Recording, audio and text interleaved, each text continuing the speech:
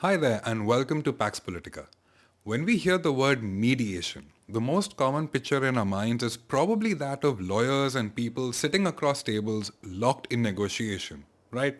Well, do you think this changes when it involves people who have participated in war and conflict or those who've lost loved ones in the process? How do you think such discussions go when there are lives at stake or when the flames of war have died, but deep scars of trauma remains among the affected people and communities? To understand this issue a lot better, we decided to sit down with Jonathan Cohen, Executive Director of Conciliation Resources, a peacebuilding organization in London, UK, that recently marked 30 years of its existence. Jonathan himself, along with his colleagues at Conciliation Resources, has been a part of peacebuilding missions in Ethiopia, the Philippines, Georgia, and many, many more. We discuss his foray into peacebuilding at a time when Europe itself was being torn apart by war, how his mediation changed or evolved in the last few decades, and his take on the relevance of dialogue in resolving conflict in the near future. So, let's jump right in.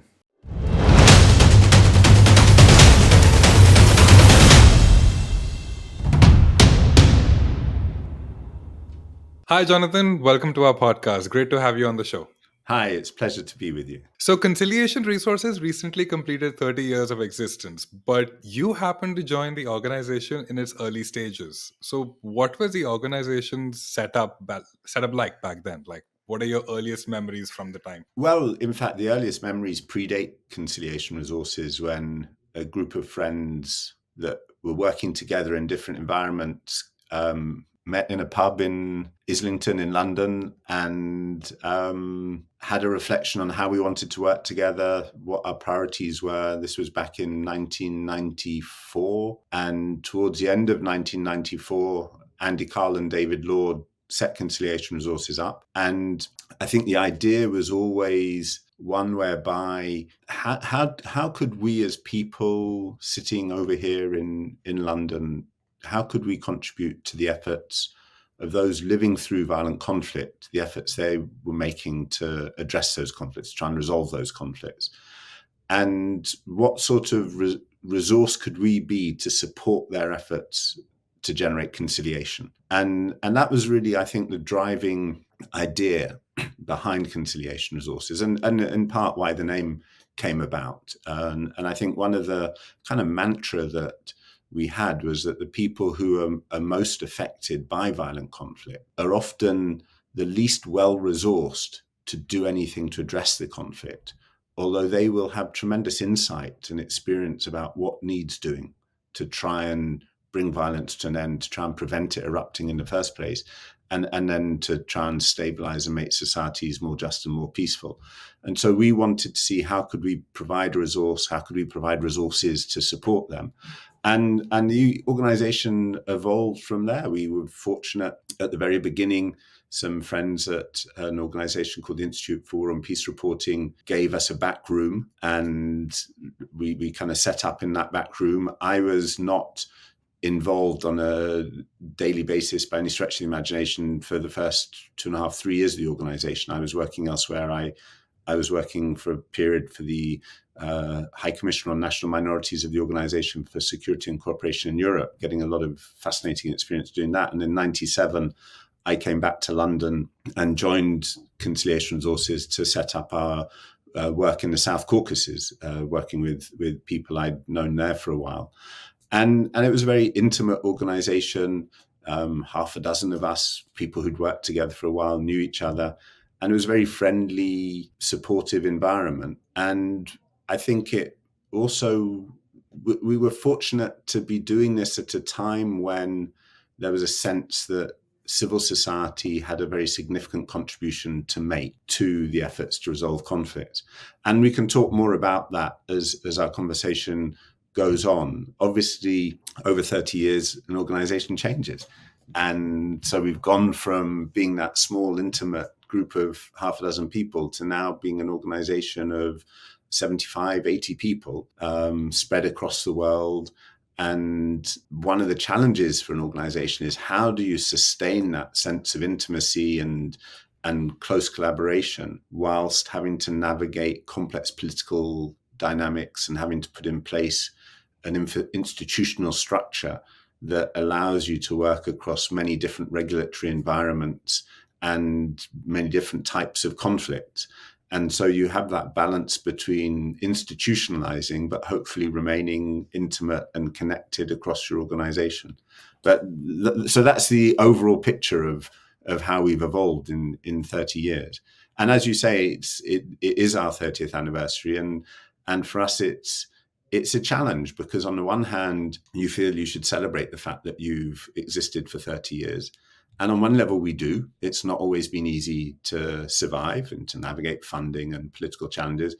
On the other hand, you think, should we be celebrating that for 30 years an organization is needed to work alongside people enduring violent conflicts, and those violent conflicts still exist, and it's still necessary to have external support to help people who live in situations of considerable hardship. So we're a bit ambivalent, and we think of it more about marking 30 years rather than celebrating 30 years. From a peace building perspective itself, how has the field changed or shifted since the time you joined Conciliation Resources?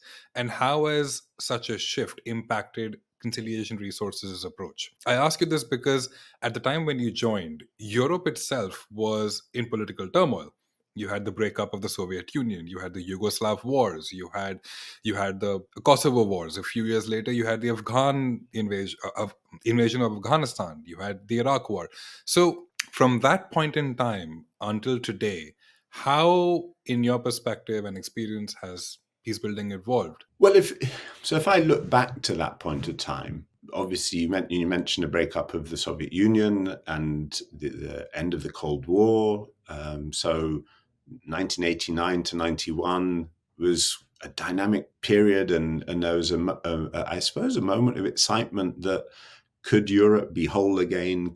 Could some of the experience of the post-World War II period be addressed and move forward? And of course, today we're living with the very real consequence of the first substantial ground war in Europe since World War II, what's happening in Ukraine.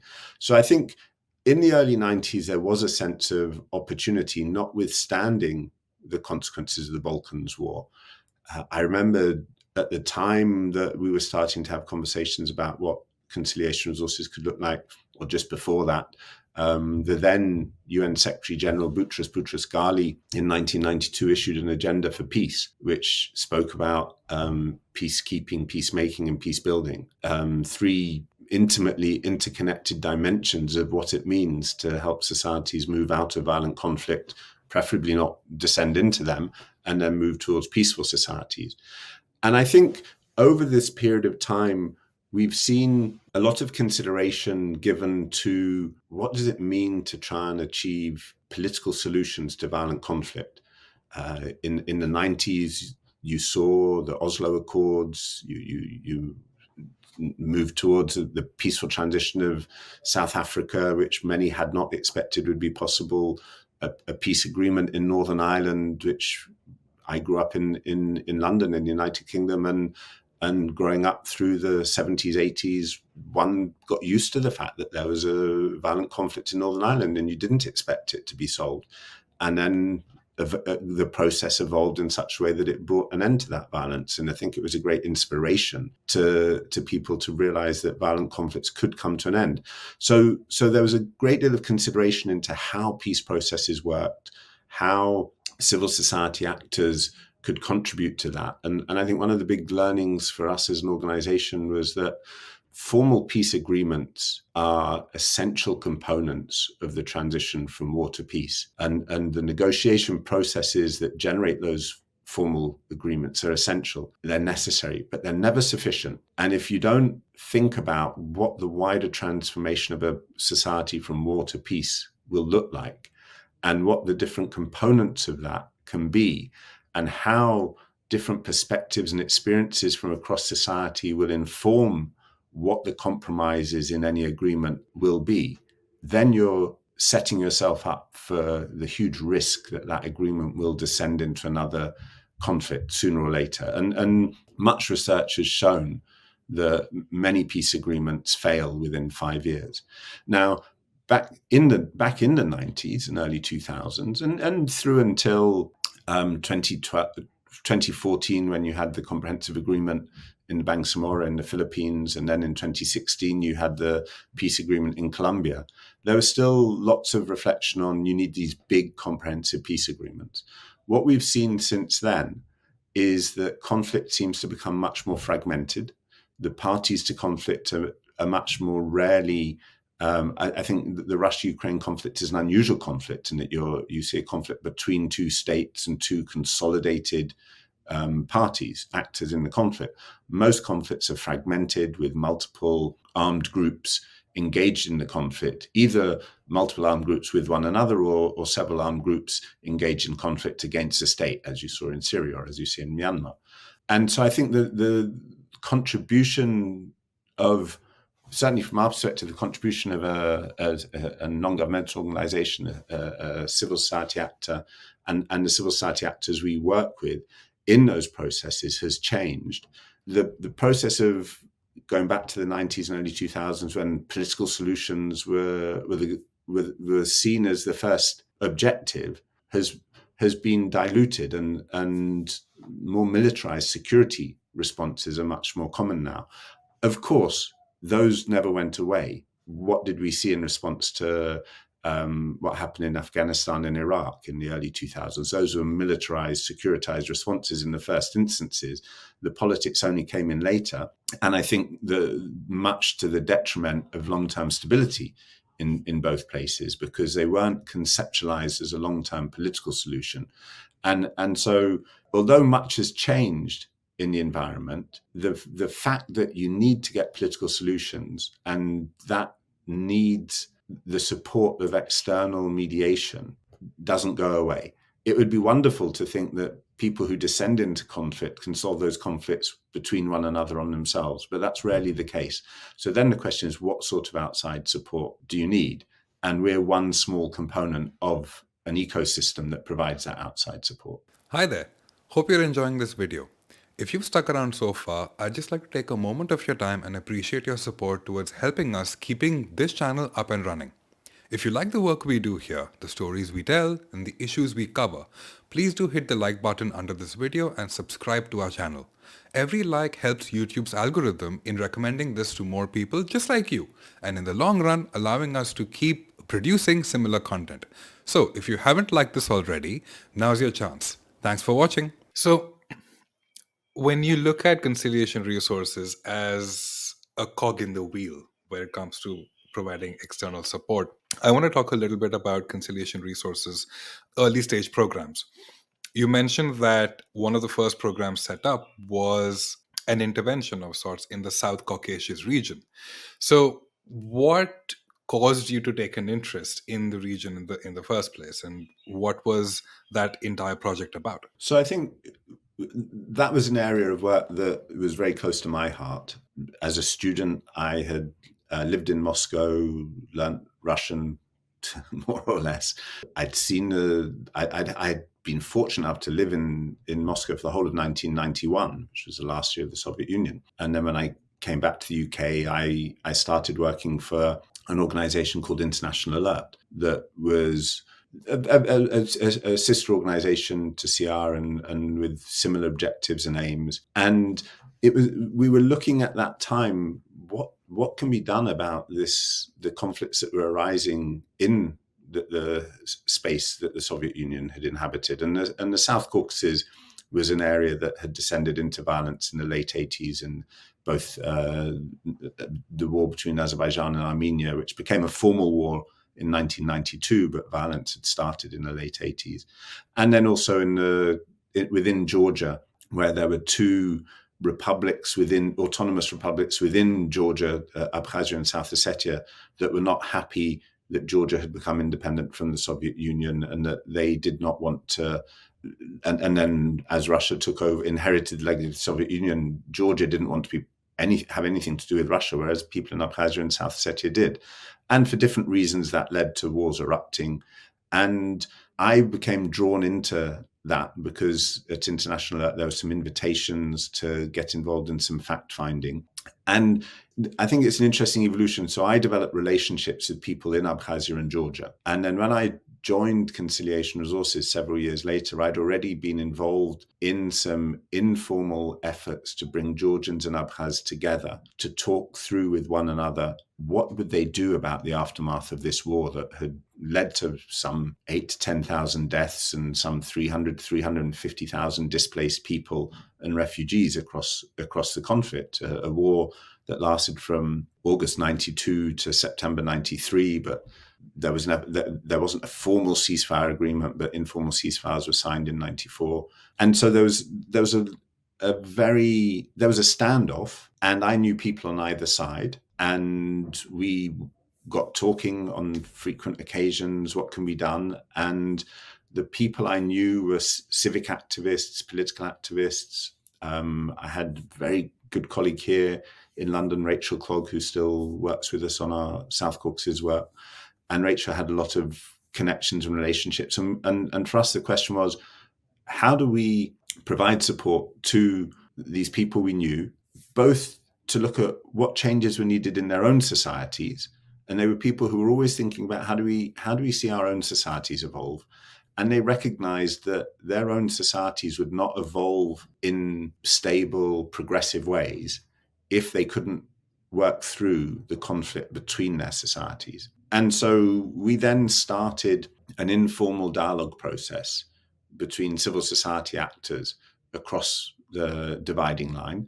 But we also recognized that dialogue is not just about what you do across a conflict divide. It's about how you talk within your own societies. And these were people who were undertaking a lot of different work in their own societies to explore what needed to be done to bring about change. Within Georgia, the people we were working with were very mindful of the experience of displaced people, and a couple of 100,000 people were displaced as a result of the conflict from Abkhazia into Georgia. And they were people who had livelihoods and psychological challenges as a result of having to leave their homes. How did they gain a political voice to influence their own government in Georgia, as well as to feed into the peace process? We were conscious that in Abkhazia, there were lots of tensions about the direction in which the community was going in relation to Georgia, in relation to Russia. Conflicts are often about who's controlling power within a society, who's controlling resources, what sort of rights are there for freedom of speech, for taking part in political processes, all sorts of issues like that. So we were working with civil society actors, teachers, journalists, lawyers, academics, who are thinking, what society do we want to live in? And how do we address the conflict that is going to be a major blockage in the development of our societies? Sadly, over 30 years since the war, the conflict has not seen a resolution. And I would argue that in both Georgia and Abkhazia, the development of those societies is, whilst both societies have developed in many ways and have been transformed, that nonetheless they are hampered by the fact that this conflict has not been resolved. I think it's a great source of sadness to many who have been part of some very creative processes of discussions across the conflict divide, exploring blockages, looking at how you can create economic opportunities, economic relationships, looking at how you deal with the legacy of the past violence and what that does to people's perception of their own societies, the narratives that they have about what the conflict was about. There's a lot of important work that's been done in regard to that. We've done a lot of work with journalists, helping them tell the story. But it's very difficult to change an overall political discourse. And that continues to be part of the blockage. And then I think a critical factor is that all conflicts happen on multiple levels. So we were doing a lot of work in terms of relations across the Georgian Abkhaz divide. But there was also the question of the role of Russia, the question of the relationship Georgia wanted to have with Europe and the United States and the EU and NATO. And so you have these kind of layers within layers, and you peel away the different layers. And so there was a conflict about relations between people who lived within Abkhazia, primarily Abkhaz Georgians, but also Armenians and other national identities had an impact. But you had a conflict between people within Abkhazia and Georgia. Then you had a conflict between Georgia and Russia. And then you had a conflict. So you get these layers of conflict, and you have to try and unpack different dimensions of them. So Conciliation Resources found ourselves as an organization that was facilitating dialogue across the conflict divide between Georgians and Abkhaz, but also working with Georgians and Abkhaz in their respective societies, looking at the changes that needed to happen there, and trying to support colleagues from Georgia and Abkhazia to talk to diplomats and others outside in the EU, in Washington, in Moscow, to think about and to explore what the wider network of relationships would have to be to lead to peace. And the truth is that the process of building peace is sadly a generational one, and it will go on for some time to come yet. You spoke about and mentioned quite a vast array of actors and stakeholders involved in the conflict that you had to engage in dialogue with or have multiple conversations with. And it sounded like quite a quagmire of a situation to me. But I have a background in peace building and conflict resolution itself. So I understand the dynamics of the situation you're trying to paint. For a layperson, however, how would you describe mediation? In a sense, how does mediation exactly play out in a real life scenario? Could you share an experience or two? And I ask you this because sometimes in a conflict situation, certain parties may have reservations that one, you're a European organization, two, you're Western, you have your own vested interests, or three, you're an organization, comprised and composed of, well, pardon the phrase, but white people. So how then does mediation in a situation like this play out in real life? Yeah. So it's a good question, and there are different layers to it. Come at it in different stages. I mean, the first one is just to respond to your observation about my description of the South Caucasus as being a quagmire. And I think any conflict can look like that. And so a critical part of playing a role and laying the foundation for what some kind of mediation can look like is the need to do a lot of analysis. Analysis is the foundation stone of good mediation. It's also clear that the analysis has to be the analysis of the people whose conflict it is, shared with others who can prompt them to reflect on it and who can provide some constructive challenge to get a deeper understanding of what a conflict is about and what needs to be done to move towards some kind of resolution. So that's the foundation stone of mediation. Now, in terms of who we are, I'll think a bit about the who we are, and then I'll think a bit about what the process of mediation is. In terms of who we are at Conciliation Resources, you're right, we're an organization that has our HQ in London. We've evolved a lot as an organization from being one where most of our staff were in London to one where now almost half of our staff live in the context where we work and are not British or European, but are actually from those contexts and are leading work in their own societies. And so we're a much more diverse organization than we were. And I think this process of rethinking who it is who's doing the peace building work has been a really important dimension of the past 15 or 20 years for us. Originally, our approach was very much that we work in partnership with organizations within their own societies. And we still do that. We work with some 70 partner organizations across the 20 or so conflicts where we work. But increasingly, the people who lead the work for us come from those conflict regions, not in all the contexts, but in many, if not most of the contexts where we work. So I think we've become a much more diverse organization. But you're right, any organization that seeks to play a role has to be very mindful of the baggage that not only that the organization itself brings, but the baggage of its cultural context. As an organization that is often seen as a UK-based organization, of course, the UK has an extraordinary legacy of contributing, sadly, to the generation of many conflicts around the world. It's also had an interesting legacy at times of supporting countries in conflict to move out of those. But you can't be ignorant of that legacy. I think that then has an impact when you come to what mediation is, in thinking about, well, what is it the role that outsiders can play? So as an organization, we tend not to do any mediation. We look at how we can support processes of mediation. Let me give you a couple of examples that I think speak to this in a very clear way. We've played in what I think have been recognized as quite important roles in the conflict in the Somali regional state of Ethiopia and in Mindanao in the Philippines, in the peace processes in those conflicts.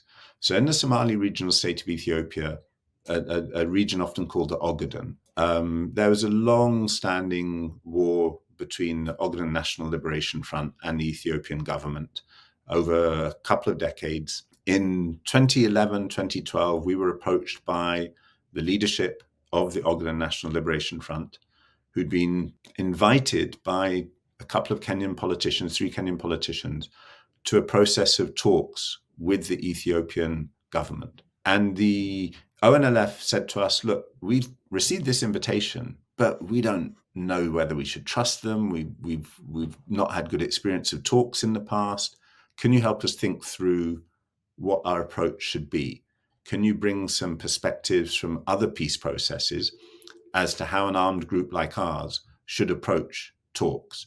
And how should we relate to the mediators who were Kenyan politicians? How should we relate to the Ethiopian authorities? With their permission, we spoke to the Kenyan facilitators, the politicians, and we said, the ONLF have come to us. Are you okay if we work with them to help them think through their approach? And the Kenyan said, absolutely, that would be really valuable. They need some advice.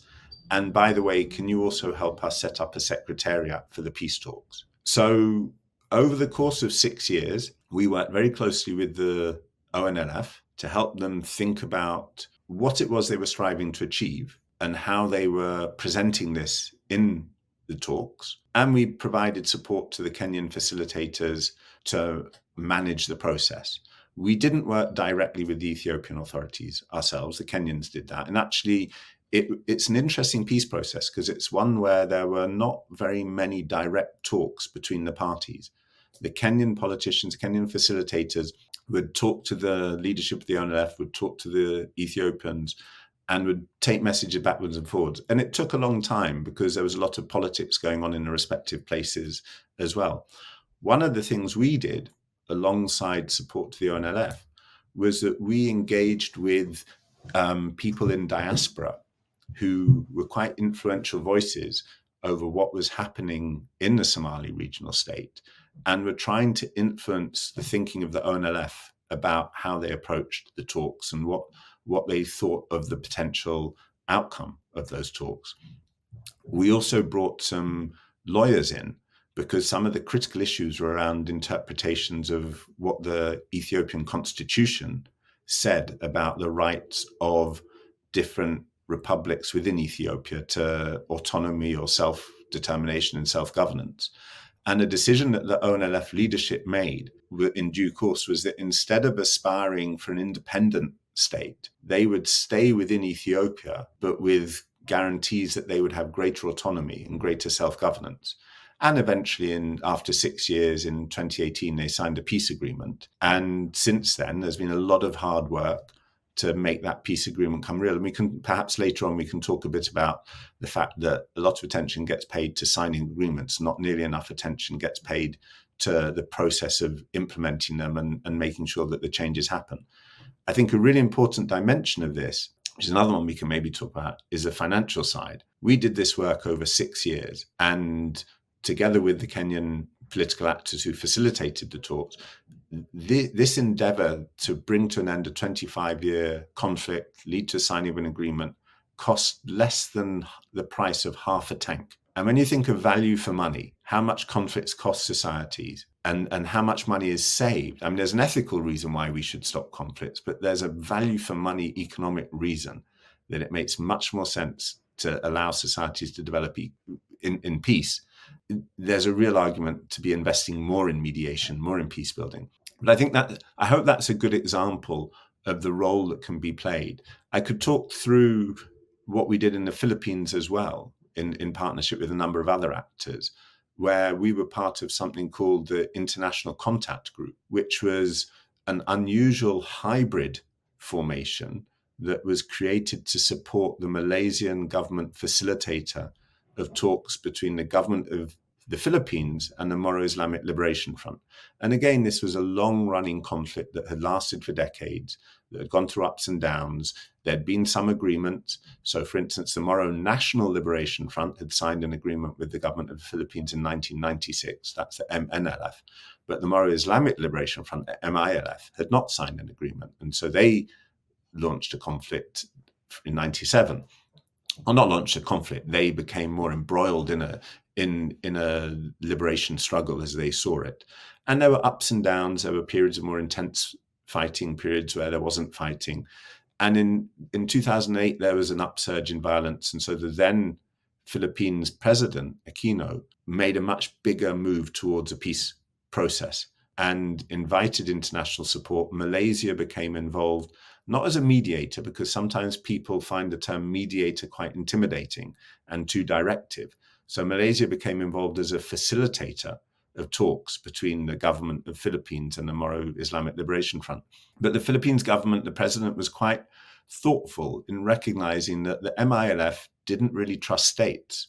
So to have a contact group, which is a group of states that support a facilitator or a mediator, to have a contact group that was comprised only of states might be intimidating for the armed group, in this case, the MILF.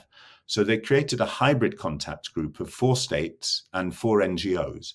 And we were one of those NGOs. We were invited to become involved. And our role was to provide comparative analysis, to provide some training, to work with the MILF and the government in a variety of ways, and to basically be sitting in the room when the talks were happening over a 4 or 5 year period, and to be providing support to the facilitator, who is a very astute Malaysian political operator. And I think the individual role of facilitators is absolutely critical. And then the 4 states and 4 NGOs were able to backstop. The states provided some resources, the NGOs provided ideas and connections, and could do some informal shuttling across between the parties, organize some study visits for the parties to look at experience elsewhere to stimulate their thinking. And that, after many rounds of talks, led to the signing of a peace agreement in 2014. And again, the implementation of that, and 10 years on, we're still doing a lot of work with the parties, is really crucial. So I think, how would I characterize mediation? I think mediation is a process whereby an external actor or several external actors can support parties, states, armed groups that are in a conflict to find ways to address the critical stumbling blocks between them. Ideally, conflicts would be solved by direct negotiations. People sitting down in a room, sorting out their problem. But the reality is that when conflicts become multi-layered, multiple actors, it can be very difficult to do that. And so there's a degree of choreography that can be incredibly useful from outside to help untangle the complex web of conflict. But then there must be certain scenarios where mediation and negotiation processes that you have been involved in or you have witnessed as a third party have broken down. You were on a certain track, people did not agree with each other, they were unable to see eye to eye, and well, negotiations happen to break down. We saw this happen multiple times in the early years of the Arab Spring taking place in Syria. So have you seen or been a part of mediation processes that did not work out? And on a more general scale, what kind of mechanisms or techniques do you adopt, especially when working with multiple stakeholders, to make sure that mediation processes stay on track? So all the cases I've spoken about so far, whether it was, I referenced Northern Ireland, the Georgian Abkhaz process, Philippines, Ethiopia, and Ogaden, in all of those, there were times when talks broke down. None of them are smooth processes whereby in a short period of time you get to a peace agreement. All of them, and fortunately in Northern Ireland, in the Ogaden, in the Somali region state of Ethiopia, and in the Philippines, you got to peace agreements that have more or less held. But in each of those 3 cases, even in the decade or 2 decades since, there have been elements of violence or elements of discord that have sustained and that have needed ongoing work. In the Georgian-Abkhaz situation, there's not been a comprehensive peace agreement, and it's still very much a political standoff. So I think you realize that it's not a linear process. There, I don't know what the dance is: 1 step forward, 2 steps to the side, 1 step back, 2 steps forward. It will vary and every context, every conflict has its own experience and its own story and its own trajectory. So I think when these moments happen, it can be really important to have an outside facilitator or mediator, or NGOs supporting the process by working with the conflict parties, to give people an opportunity to regroup, to rethink what they're trying to achieve, to rethink what are going to be the best ways to help them achieve that, and to provide some challenge. And one of the things that can work really well in a peace process is when outsiders have developed solid relationships with the conflict parties, so that you can have some of the hard conversations about what you're trying to achieve and what's your strategy for doing that. And that can help conflict parties think through how they might want to come back into talks, what conditions they might need for talks to start again. Now, in different situations, there'll be different approaches. In Colombia, for instance, when President Santos was moving from a strategy of his predecessor, President Uribe's strategy was one of winning the war. And when Santos became president, he devised a strategy to actually win the peace through peace talks. But his strategy encompassed fighting whilst talking. So the war continued whilst talks happened, until at a certain point, enough confidence had been reached to say, right, now we'll have a ceasefire and we'll push the talks to a final agreement. There are very few such processes these days. Normally, and we see this in what's going on in Lebanon or Israel, Gaza at the moment. Intense fighting, some talks happening behind the scenes, not much progress being made. And then at a certain point in time, the leverage of external actors will help generate an agreement that will hopefully lead to a cessation of hostilities before you can move on to what the political steps have to be. But that works in different ways in different contexts. And certainly from the perspective of Conciliation Resources, we tend not to be involved. We're a small non-governmental organization. We don't have the capacity to work in situations of high intensity conflict. So we tend not to be involved in some of the most severe violent conflicts that you observe. The dynamic of mediating those often requires an ability to provide security to the people who are doing the work. In the most dangerous situations, that security can come through significant peacekeeping capacities or from very informal arrangements. And there are NGOs that play very courageous and important roles in those very informal ways. But I think it's really important to look at each situation on its own merits, and not to think that there's a sort of set of clear guidelines or a toolkit on how you go about doing this. There are lessons that can be learned from multiple places, but you have to take each situation on its merit and use your analysis, use your judgment, use the relationships that have been built to work out what contributions can be made and at what point in time. You spoke about informal processes taking place in a mediation process or mediation efforts earlier. Now that's something I'd like to focus on for a little while, because a lot of people I speak to about peace building in general, they often have romanticized or confused ideas about what exactly goes on in negotiations and multi-track processes. They often repeat or regurgitate whatever they read in the news, which, for the lack of a better word, are sometimes sensationalized. Now, conversations on social media platforms also makes public opinion difficult to ignore as well.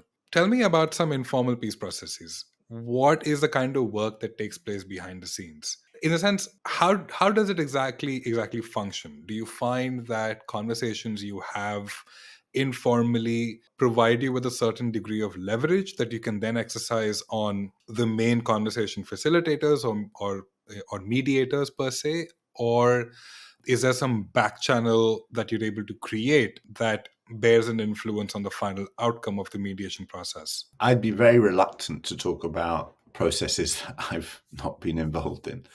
But if I think, for instance, of the work we did with interlocutors in the Somali regional state of Ethiopia, we weren't seeking any leverage over the participants in that process.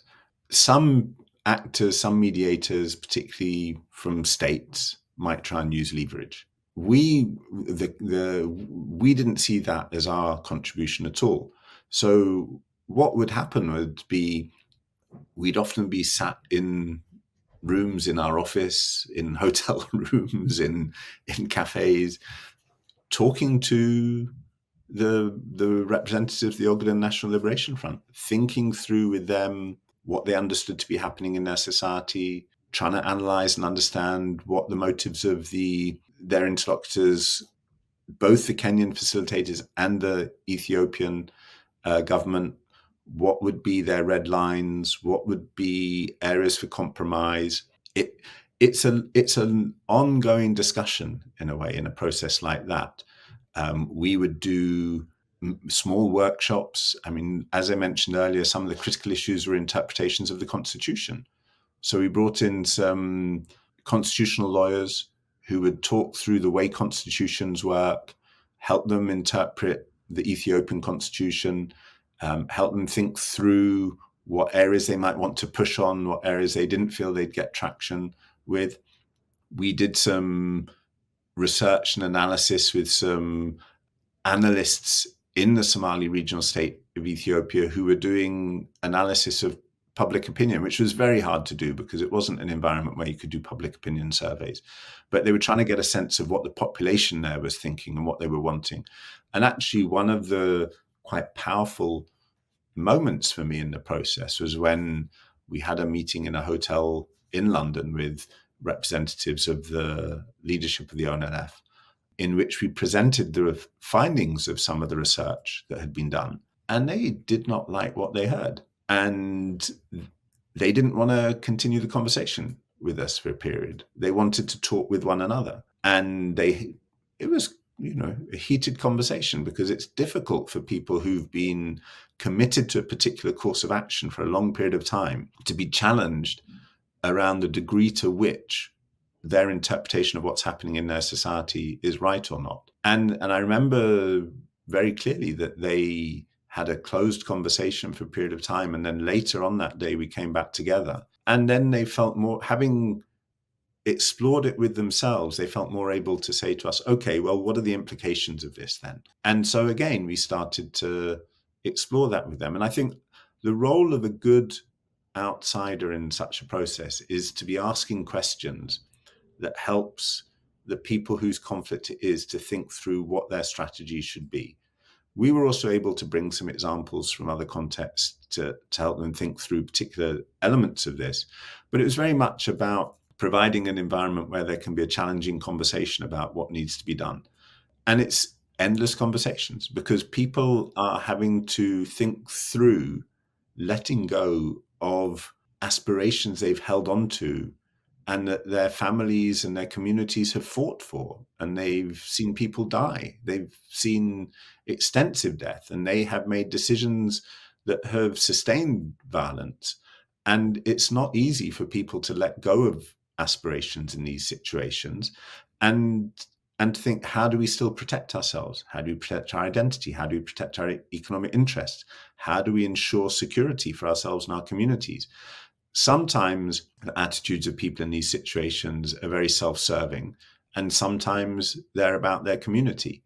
And one needs to be careful as an outsider that you're not judging what motivates the decision-making of people in these situations. If you want to contribute to supporting the end to violence in these situations, your job is to try and help ask the challenging questions, to try and help shift the thinking of what are the parameters of compromises that will be acceptable. So I think that's a big part of it. What I would say is that I think it's really important to get away from the sense of peace processes being about these big political agreements, because an awful lot of the work that we're involved in is around what's happening within communities. How are young people working amongst themselves to stop other young people getting drawn into violent conflict? So that's something we do quite a lot of in northern Nigeria, where we've worked for a long time with what are called youth peace platforms, young people who come together to try and mediate local community violence to stop people getting drawn into armed groups.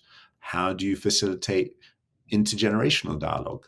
Young people and elder generations fall into dialogue. And these sorts of conflicts often feed the bigger societal conflict that make it feasible for the wider violence to happen. So we do a lot of work at those community levels to think about what does security mean for people within their communities, and what sort of opportunities do they need in order to be drawn away from violence. At the moment, we're exploring what I think is a really creative idea in the Central African Republic, where for more than a decade and a half, there's been persistent violence.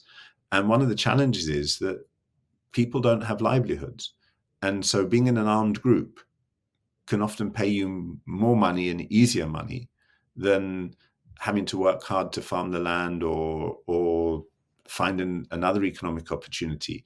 Not that being in an armed group is necessarily easy, because of course it risks death, but these are the choices people have to make. So we're working with a group of people in the Central African Republic to explore the ways in which they can produce shea nut butter to sell to markets outside the Central African Republic and generate livelihoods from that. And working with communities where there's been violence in those communities and where groups have been separated from one another, and bringing together communities around a livelihood opportunity. And so there are different dimensions of what needs to happen to enable peace to get traction in the aftermath of violent conflict.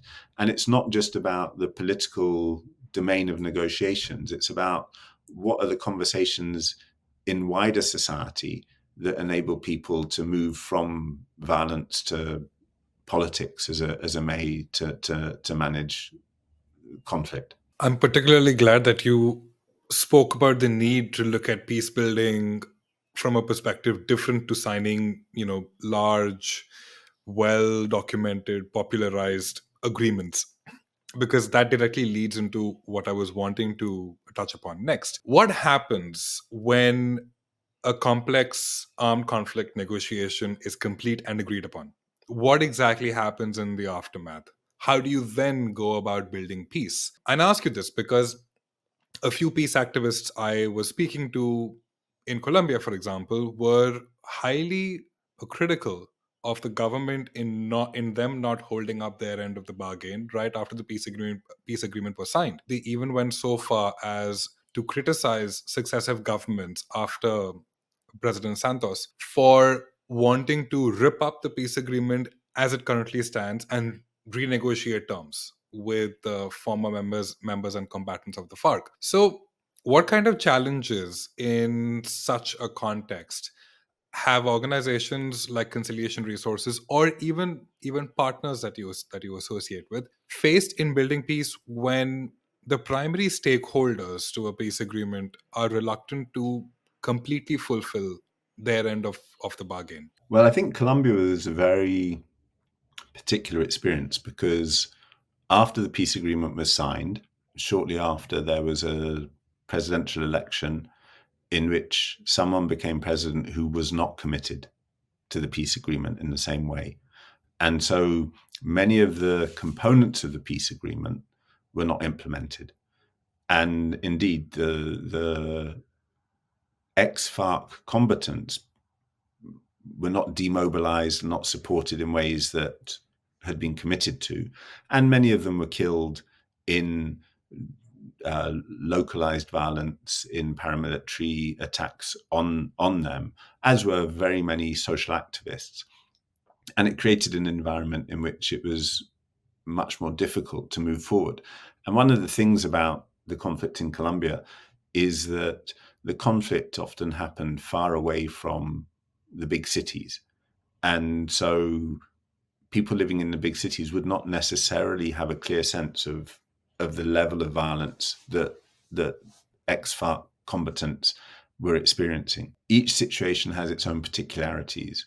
What we've seen in a number of the places where we work is that it takes patient and persistent work to implement peace agreements. In the Philippines, there's a process of transition from the signing of the comprehensive agreement on the Bangsamoro in 2014 towards elections which are happening next year in the Bangsamoro transitional authorities. And it's been a decade-long process of political transformation. In the Bangsamoro region in Mindanao, the comprehensive agreement was signed in 2014, and it had various staging posts at the establishment of a transitional authority, the different dimensions of local government measures leading towards elections in 2025. And so at each stage, there's been a lot of work that's needed to be done and confidence that needs to be retained between the government and the Office of the President for the administration of the peace process and the MILF leadership. And so one of the things that we continue to do as a member of the International Contact Group is support the work between the government and the MILF. We've been doing some work with them, thinking through the different scenarios that they need to explore. We've also recently taken some Congress people from the Philippines and some representatives of the MILF and MNLF, the two armed groups that have played a role there, to Northern Ireland and to Ireland to look at the political process there.